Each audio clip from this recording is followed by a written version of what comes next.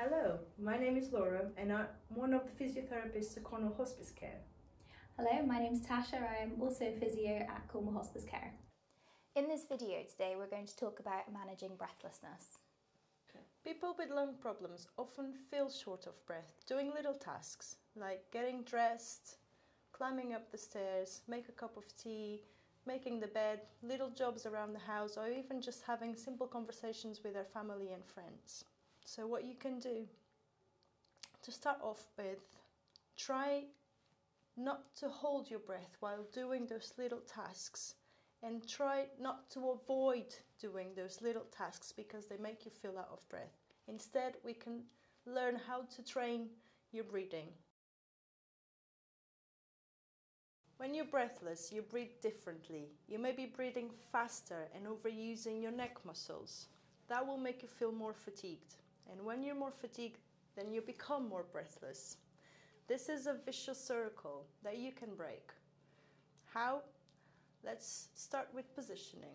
When sitting, support yourself in an upright position, legs uncrossed, feet flat on the floor. Let your shoulders drop and feel heavy with arms resting softly on your lap. Place a cushion behind your lower back, if you have one available, to help opening your lungs, allowing your diaphragm and tummy to expand fully. Or sit in a chair and lean forward with your upper body. Have your legs uncrossed, your feet on the floor and your shoulders relaxed. Slowly lean forward so your elbows and lower arms rest on your thighs, supporting your upper body. Keep your knees shoulders width apart and let your chest relax when you lean forward. If you're sitting in a recliner chair or in a bed, as well as supporting your back with pillows, you can also add pillows under your arms to relieve the weight of your upper limbs.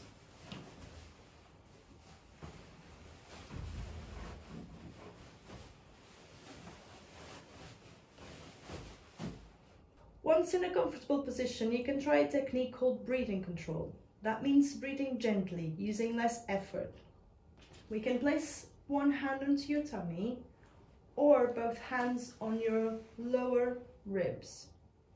And once you breathe in through your nose, try to send the air and follow the air all the way down to your tummy. Feel your tummy rising when you breathe in and sink back down when you breathe out through your nose or through your mouth.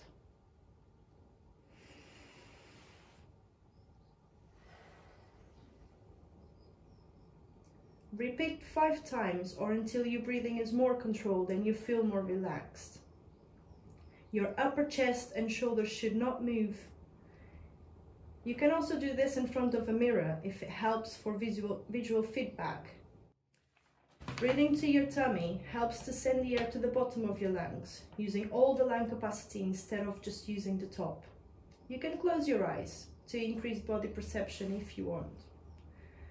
Try to find time to practice this technique every day, because you won't be able to practice when you're already out of breath. When performing a task, you can try to blow as you go. Breathe in before to prepare and breathe out as you make the effort.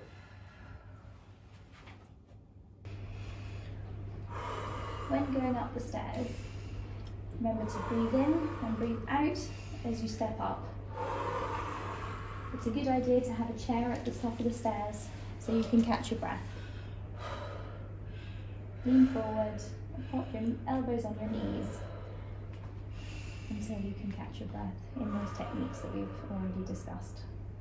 Pick your level of exercise. If you are too tired 2 days after you've done exercise, it might be that you need to reduce the level of exercise a little bit. You should do 15 to 20 minutes of exercise a day, but you can split it in short of 5 minutes at a time. Make sure you also have something to drink and eat after the exercises. Stop the exercises if you are experiencing dizziness, chest pain, or if you're so out of breath that is unable you to carry on speaking. If this happens, you should contact your doctor immediately.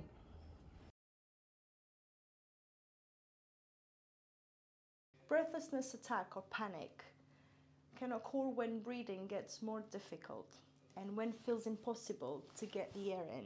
When this happens, you can try these 4 strategies. You can use a handheld fan. You can take it everywhere and can reduce the feeling of breathlessness through feeling the movement of the air by your nose or your mouth, as it sends signals to your brain to reduce the sensation of breathlessness. Hold the fan 6 inches from your face and direct it to your nose or to your mouth. Flop, rest the muscles.